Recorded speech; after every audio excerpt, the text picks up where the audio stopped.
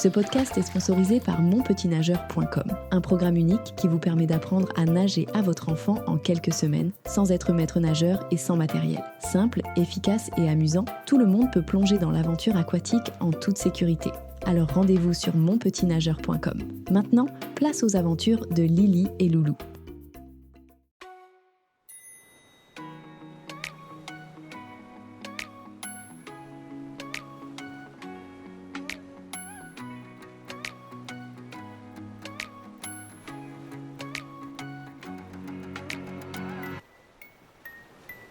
Dans une petite crique paisible, loin de l'agitation des vagues, Lily et Loulou profitaient d'un endroit idéal pour s'entraîner. L'eau peu profonde offrait la sécurité nécessaire mais suffisante pour pratiquer les bases de la natation. Loulou était dans l'eau, déterminée à améliorer ses battements de jambes. Lily, attentive, observait ses efforts avec un sourire bienveillant. Elle lui rappelait l'importance des battements, ce moteur essentiel pour avancer dans l'eau. Avec sa queue puissante, elle démontrait le mouvement parfait. Pieds tendus, doigts relâchés, petits mouvements rapides. Loulou, concentré, essayait de reproduire les conseils de son amie sirène. Il alternait entre enthousiasme et maladresse, mais il s'améliorait peu à peu. Lily l'encourageait à continuer, soulignant que maîtriser les battements était une étape clé pour apprendre à nager. Après quelques essais supplémentaires, ils décidèrent de faire une pause bien méritée. Lily lui rappela alors que ce jour-là, un grand événement allait avoir lieu. Le Vendée Globe passait non loin de leur crique. Excités, ils se préparaient à observer les impressionnants voiliers, un spectacle rare et majestueux. Alors que Lily et Loulou attendaient patiemment le passage des bateaux, une série de vagues inhabituelles agita la crique. Les voiliers du Vendée Globe approchaient, filant à toute vitesse sur l'eau.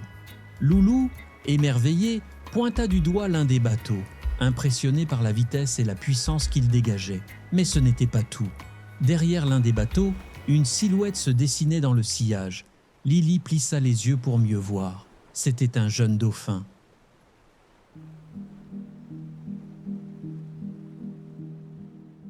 Il semblait jouer dans les vagues créées par le bateau, mais ses mouvements était complètement désordonné.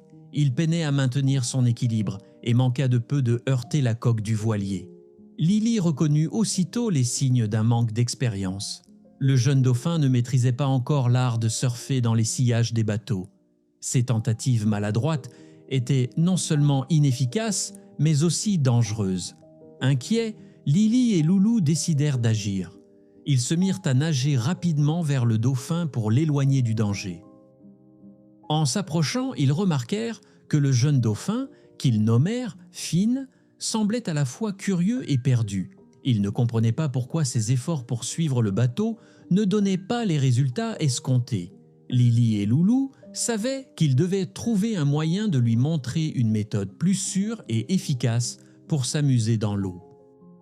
Finn continuait de s'acharner dans le sillage du bateau, ignorant les risques. Lily, avec sa connaissance des courants et des comportements marins, comprit rapidement que le dauphin devait apprendre à surfer ailleurs, loin des dangers des coques rapides. Elle observa l'environnement et repéra une zone où les vagues étaient naturelles et régulières, parfaites pour que Finn s'entraîne en toute sécurité. Avec des mouvements assurés, Lily guida Finn vers cette zone plus calme. Loulou suivait, tentant de capter l'attention du jeune dauphin par des gestes amicaux. Finn, intrigué, finit par les suivre. Une fois arrivé, Lily lui montra comment utiliser les vagues pour glisser avec fluidité. Elle imitait les mouvements qu'un dauphin expérimenté utiliserait, montrant comment positionner son corps pour profiter de l'énergie des vagues sans effort inutile. Finn, d'abord hésitant, tenta d'imiter ce qu'il voyait. Ses premières tentatives étaient maladroites, mais il apprenait vite. Avec chaque essai, ses mouvements devenaient de plus en plus précis. Loulou, impressionné par la rapidité avec laquelle Finn s'améliorait, se sentait fier d'avoir contribué à cette transformation. Au bout de quelques essais, Finn réussit à surfer sur une vague avec une aisance qui rappelait celle des dauphins plus âgés et expérimentés. Lily et Loulou observaient avec satisfaction, sachant qu'ils avaient aidé Finn, le dauphin, a trouvé une méthode sûre pour s'amuser et apprendre. Finn, désormais plus confiant, continua de s'entraîner dans les vagues naturelles, loin du danger des bateaux. Lily et Loulou restèrent à ses côtés, veillant à ce qu'il comprenne l'importance de choisir des zones sûres pour jouer et s'amuser. Finn semblait avoir appris une leçon précieuse.